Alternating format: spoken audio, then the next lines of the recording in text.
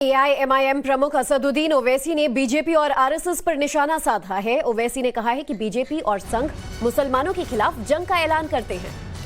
इनके लिए हमारी टोपी और मस्जिद की मीनारें खतरा हैं। असदुद्दीन ओवैसी ने कहा है कि जंग का ऐलान बीजेपी ने किया, इनके लिए हमारी टोपी मस्जिद की मीनार खतरा है। क्या कह रहे हैं ओवैसी, सुनिए।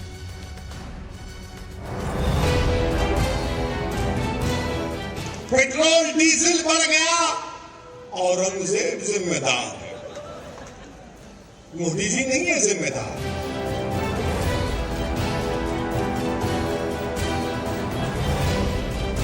बीजेपी और संघ परिवार मिलकर भारत के मुसलमानों के खिलाफ एक ऐलान जंग कर चुके हैं। एआईएमआईएम प्रमुख असदुद्दीन ओवैसी शनिवार को महाराष्ट्र के भिवंडी में थे। यहां एक जनसभा को संबोधित करते हुए केंद्र और मोदी सरकार पर जमकर बरसते दिखे। ओवैसी ने कहा कि बीजेपी सिर्फ मुगलों के पीछे पड़ी है। इस पर तंज भी कसा कि देश में महंगाई है तो इसके जिम्मेदार मुगल शासक हैं। इन्फ्लेशन बढ़कर है तो मुगल बादशाह अकबर जिम्मेदार है। नौजवानों में, युवाओं में बेरोजगारी है तो ताजमहल बनाने वाले शाहजहां की जिम्मेदारी है। पेट्रोल डीजल बढ़ गया, औरंगजेब जिम्मेदार है, मोदी जी नहीं है जिम्मेदार। ओवैसी ने ज्ञानवापी कुतुब मीनार और ताजमहल विवाद का जिक्र करते हुए निशाना साधा। ओवैसी ने कहा कि बीजेपी आरएसएस मिलकर मुसलमानों की निशानी मिटाने में जुटे हैं। टोपी और मस्जिद की मीनारें इन्हें देश के लिए खतरा लगती हैं। और बीजेपी और संघ परिवार मिलकर भारत के मुसलमानों के खिलाफ एक ऐलान जंग कर चुके हैं, ऐलान जंग कर चुके हैं और हमारी हर तहजीब की हर निशानी को मिटाना चाहते हैं, हर चीज को मिटा देना चाहते हैं।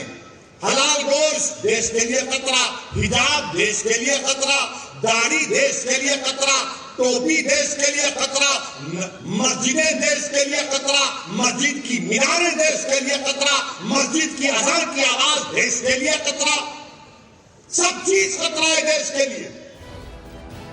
ओवैसी ने इस दौरान इतिहास के पन्नों को भी पलटा और ये बताने की कोशिश की कि आखिर ये भारत है किसका, जिसे लेकर सियासी रोटियां सेकी जाती हैं। अब भारत किसका है मालूम आपको? मेरा भी नहीं है भारत, ना उद्धव ठाकरे का भी है, ना ओवैसी का है, ना मोदी का है, ना शाह का है। भारत अगर किसी का है तो द्रविडियन का है, आदिवासियों का है। ओवैसी महाराष्ट्र के भिवंडी में थे तो ऐसे में महाराष्ट्र सरकार भी उनके निशाने पर रही।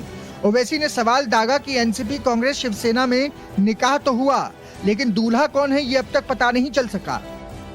यही राष्ट्रवादी के लोग, कांग्रेस के लोग कह रहे थे ओवैसी को वोट मत दो, भाजपा और शिवसेना को रोकना है। और जब चुनाव हो गए तो राष्ट्रवादी और कांग्रेस ने शिवसेना से मिलकर निकाह किया, निकाह किया। अब ये 1, 2, 3 में दूल्हा कौन है मुझे नहीं मालूम। भाईजान पूरे तेवर में थे, लेकिन उनका ये तेवर सिर्फ राजनीति से जुड़ा दिखा। यहाँ भी वो मुसलमानों पर ठीक उसी तरह से सियासत करते दिखे जैसे दूसरी पार्टियां अपने फायदे के लिए मुस्लिम समुदाय का इस्तेमाल करती आई हैं।